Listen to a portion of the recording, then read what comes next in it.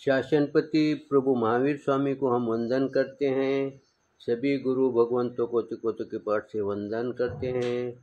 श्रद्धावान भाई और बहनों, आपके अंदर विराजित आत्मा को माजलगांव से सुभाष कोठारी का सादर प्रणाम, सादर जय जिनेन्द्र।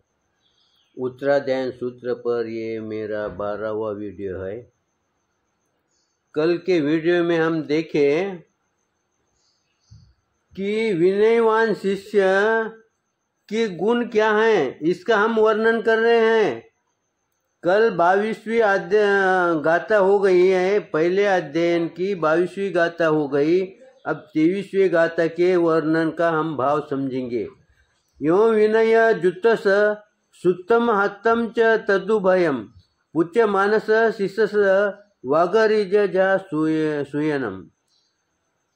विनय शिष्य गुरु के द्वारा विनय शिष्य को पूछे जाने पर गुरु सूत्र के अर्थगम्य यानी सुत्तागम्य, आत्तागम्य, तदुभयगम्य, ये 3 जो शास्त्र के प्रकार है उसकी प्रवृत्ति करे, यानी वो सुनाए या सुनना चाहिए या उसका मतलब ध्यान में लेना चाहिए।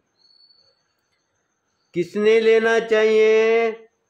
जो विनयवान। देखो, प्रभु ने हमारे को पहले विनय कहा है, बाद में उसको आचरण में लाने का कहा है, बाद में तप का कहा है।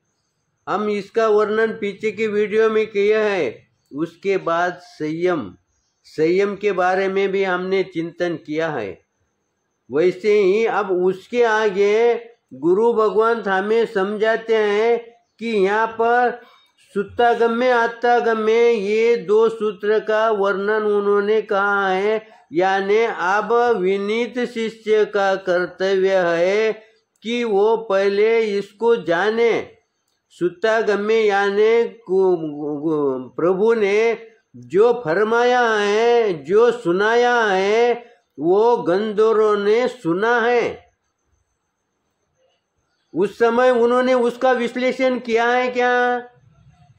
उन्होंने खाली सुनाते रहे, वो सुनाते रहे और गंधर्व उनका गोपन करते रहे, गंधर्व उसका सूत्रबद्ध करते रहे। अब गंधर्वों ने उसका अर्थ समझाया है, यानी सूत्र रूप ने गुरु प्रभु ने समझाया है और गुरु भगवंतों में उसको अर्थ रूप में समझाया है। और दोनों का मिला के तदुभयगम्य ये तरह का अर्थ यहाँ पर गुरु भगवंत हमें समझाते हैं। यहाँ पर विनयवान शिष्य ने अब इस तरफ ध्यान देना चाहिए। देखो, अभी तक उन्होंने जप करो ये बोला नहीं है, या बेला तेला पचोला मांस कमन करो, इसकी उन्होंने कोई भी यहाँ पर सूचना नहीं दी है। क्योंकि उनका मानना है, उनका जानना है कि हम उन्हें सूत्र रूप से या क्रमबद्ध से अगर हम उसको लाइन में लगा दिए तो वो ऑटोमेटिक वो आगे चलते रहेंगे, ऑटोमेटिक वो आते रहेंगे, ऑटोमेटिक उनका तप होगा, जप होगा, प्रतिक्रमण होगा, सब उनको। लेकिन वो होने के पहले उनको वो समझाना पड़ेगा। उसमें रुचि लाने के लिए जब तक उस बात को समझेंगे नहीं ना, तब तक उसमें रुचि नहीं आएगी। अब यहाँ तक अगर विनयवान शिष्य अगर आ गया तो अब उसको अगर समझाया, प्रभु ने आगम कौन सा कहा है, कौन सा सुनाया है, कैसा सुनाया है, और फिर उसका आगे के गुरु भगवंतों ने उसको अर्थ रूप में कैसा परिवर्तित किया है। अब उसको जानने की, समझने की उसकी रुचि यहाँ पर जगती है। यहाँ पर उसको बोलना नहीं पड़ेगा, उसको ऑटोमेटिक उसके तरफ उसको रुचि आने लगती है। इस तरह का वर्णन हम इस गाथा में गुरु भगवंतों ने हमें समझाया है। अब आगे के गाथा में क्या कहा है? मुसम परिहारे भिक्खु न य ओइरियम वय भाषा दोष परिहारे मायाम च वजे सया। मूसम परिहारे भिक्खू। यहाँ पर सच्चे साधु जो है वो कैसा है, वो झूठ नहीं, मूसम यानी मृषावाद, वो झूठ नहीं बोलना। किसने नहीं बोलना है? जो विनय को धारण किया है, प्रभु ने दिखाए हुए मार्ग पर चलता है, उन्होंने असत्य को टाले।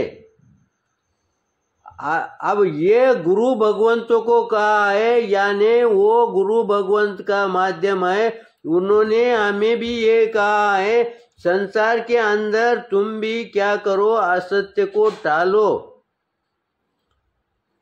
ये छूटेगा नहीं है। बोलते बोलते तुम्हारे में वो गलत आएगा, झूठ आएगा, लेकिन हो सके वहां तक जैसा ही आपके ध्यान में आ जाएगा कि ये झूठ हो रहा है, उस समय उस बात को तुम टालो। आगे क्या कहा है? न य वैरियम वय, यानी निश्चयकारी भाषा न बोले। कौन न बोले? जो विनयवान है, जो सही में गुरु के पद पर चल रहे हैं, वो निश्चयकारी भाषा न बोले। क्योंकि कभी कभी हम क्या कहते हैं कि हमारे को जो पता चलता है उस पर हम ठाम रहते हैं, निश्चित रहते हैं, लेकिन कभी कभी गलत बात की जानकारी हमारे को मिलती है।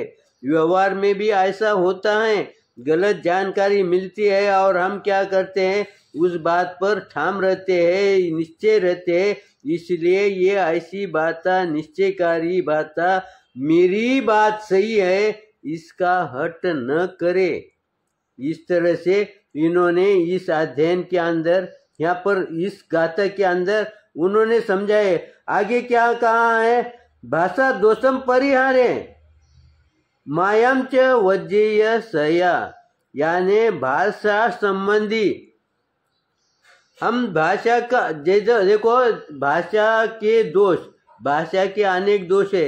हम पहले क्या समझते थे? ये सूत्र हाथ में लेने के पहले हम क्या समझते थे? विनय, खाली विनय इतना ही समझ गया। लेकिन जैसा जैसा हम उसके में आगे बढ़ते गए, हमारे को विनय के प्रकार ध्यान में आ गए, और जब प्रकार ध्यान में आ गए, अब हमारे को बोलना पड़ेगा क्या विनय एक ही है बोल के, क्योंकि अब हमारे को पता चल गया विनय के अनेक प्रकार हैं। वैसा ही गुरु भगवंत यहाँ पर समझाते हैं, भाषा के दोष को टाले। अभी तक हम क्या समझते थे? बोलना ये एक ही भाषा है, लेकिन इसके अनेक दोष है, ये अब हमारे ध्यान में आ गया। अब हमारे को बोलने का जरूरत नहीं, हमारे को रटने की जरूरत नहीं है। अब ये हमारे से भूल होगी भी नहीं है। किसी ने कहा भाषा एक ही है तो हम उसका खंडन करेंगे, क्योंकि हमारे को ज्ञान हो गया है, और ज्ञान ऐसा हो गया है कि ये हमारा ज्ञान भूलेगा नहीं है। इसलिए जो विनयवान है उसने भाषा के तरफ ध्यान देना, भाषा के दोष को टालना। जैसे ही व्यवहार में हम अगर जैसे जैसे विनय को आगे लेके चलेंगे, वैसा वैसा हमारी भाषा मृदु होते होते होते चलना चाहिए। एक साथ मृदु नहीं होंगी। सबकी इच्छा है मेरे को मधुर ही बोलना है, लेकिन बोलते समय वो भाषा कब कठोर बन जाती है इसका पता हमारे को बाद में चलता है। इसीलिए गुरु भगवान समझाते हैं कि उसने जैसा जैसा विनय को आगे बढ़ाएगा, वैसा वैसा ही उन्होंने अपने भाषा पर संयम रखना चाहिए, कंट्रोल रखना चाहिए, और अधिक से अधिक जब भी दोष ध्यान में आया उस समय हम सावधान होना चाहिए, क्योंकि उस दोष के तरफ हम अनदेखा करें तो आज का छोटा दोष कल का बड़ा रूप धारण कर सकता है। इसीलिए आगे के मायाम च वज्जेय सया, यहाँ पर आगे उन्होंने इस गाथा के अंदर कहा है कि माया को भी ज्यादा वर्जे, सदा वर्जे, माया को सदा वर्जे यानी सदा टाले।